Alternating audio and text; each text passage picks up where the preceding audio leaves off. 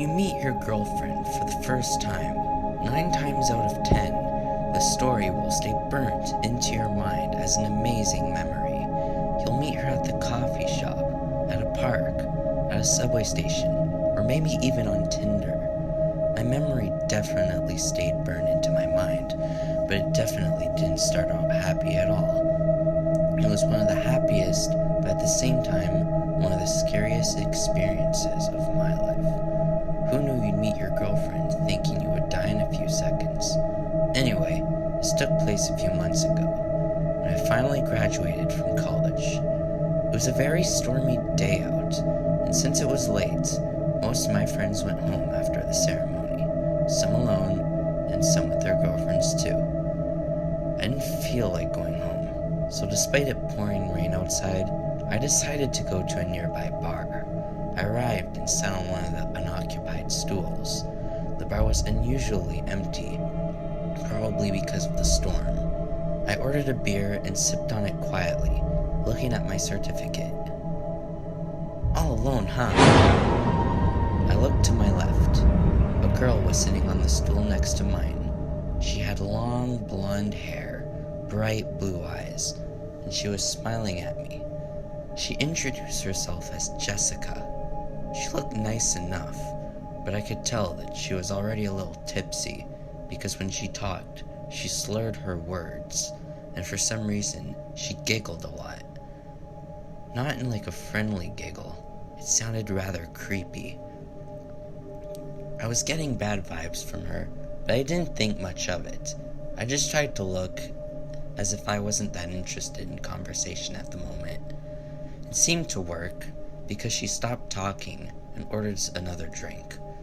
About 20 minutes later, though, after I finished my beer, I randomly glanced at my left, since I felt a sensation on my neck.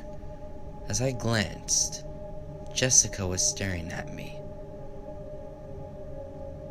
I decided to go use the bathroom really quick, then leave. So I excused myself to go to the bathroom.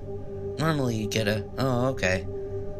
But she just continued her cold stare, like I just did something wrong. In the bathroom, though, I thought about Jessica. She was a little strange. She kind of scared me. What made things worse was that she touched me a lot too, and complimented me on my muscles, even if I barely had any. At the time, I thought she was just really drunk, but I definitely wasn't ready for what happened next, though. When I came out of the bathroom, she was standing right there, staring at me. We had a little stare-off, and since she wasn't looking away, I was feeling a little uncomfortable. I tried to seem tough. "Sorry, but I think I'm gonna go home now." Suddenly, she started charging at me furiously. I didn't have enough time to react as she kicked me across the head. I felt extreme pain, then all went black. When I finally woke up, I heard a familiar voice. "Oh, look who just woke up." I looked up in front of me. It was Jessica. She smiled devilishly at me, then proceeded to slap me. "You're gonna spend a lot of time in here, loser," she said. Then I realized my arms and legs were held together by a long, thick rope. I couldn't move at all. I looked up at her once again. "You won't get away with this," I gritted through my teeth. "Oh, I have been for the last month." I didn't know what she was talking about, but suddenly I heard a small whimper coming from a dark hallway on my right. "And to prove it to you, I have some good news. You won't be here all by yourself," she told me, then faced the hallway and yelled, "Get your ugly face over here, you piece of trash, or I'll dissect you right here, right now." I was horrified at what she screamed. This girl was absolutely insane. But the sight that I saw that slowly crawled out of the hallway, it was just unbearable. There was a girl with brown hair, brown eyes, and a gray torn up dress. Her waist and neck was chained chained up to something in the darkness. She was bloody, bruised, cut, and she had mascara running down her face. What little emotion in her expression was pure sadness and fear. When Jessica pointed at my right, she crawled up beside me and collapsed. Well, it looks like you two will spend a lot of time together, imprisoned here, and you both will do exactly as I say, or I'll slaughter you both. Understands? Then she turned and left the room, and I heard her locking the door behind her. I didn't know what to think. All I wanted was to be home, in the safety of my house. I didn't think I was gonna make it out of there, ever. I felt tears burning my eyes, and that's what happened. I started to cry. And I didn't just sniffle a little, no. I cried like a baby. Finally, I pulled myself together. I knew I had to get out of here, and I also knew I didn't just have to save myself. I looked down beside me. She was still laying down, mascara running down her face, breathing heavily. But even with her eyes barely open, I could see she was gazing at me. I asked her the first question that came to mind. How did this all start? She opened her eyes a little more, and she started to tremble, like she was gonna burst into tears at any second. After a few seconds though, still gazing at me, she murmured, walk home. Slowly, she told me her entire story. She was walking home from work one day when she was approached by a girl. The girl asked her if she wanted a free dress, since she thought her dress was last season and really ugly. I knew right there that she was talking about Jessica. Offended, she replied no and continued on her way. And all of a sudden, she felt a huge blow behind her head. And same as me, all went black. She woke up in a lot of pain as she realized that when she was asleep, she was taken to a building and got beaten up and chained to a wall. She spent a whole month there, surviving off whatever scraps of takeout Jessica didn't finish herself. I also learned that her name was Bella.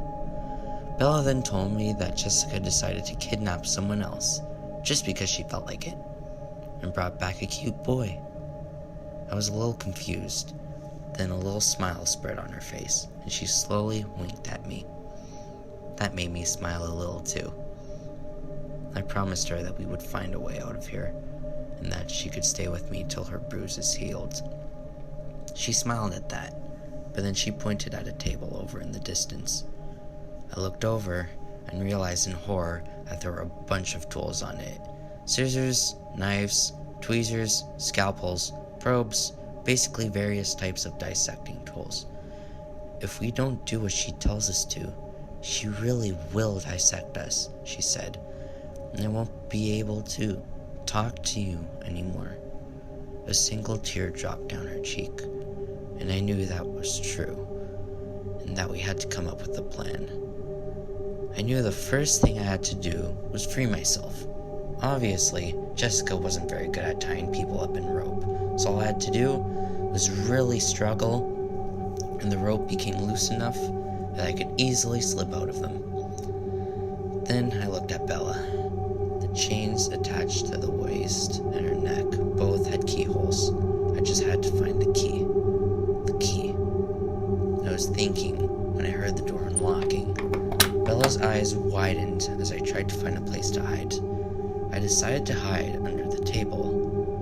I was lucky I got underneath as soon as the door opened, and Jessica walked in. She looked even more insane than ever. She noticed I was gone, and she turned to Bella with a carnivorous voice. "Where the hell is he?" I don't know, Bella stammered as she backed up against the wall. Jessica had her back to the table. So slowly, I got up and picked up the knife with the biggest handle.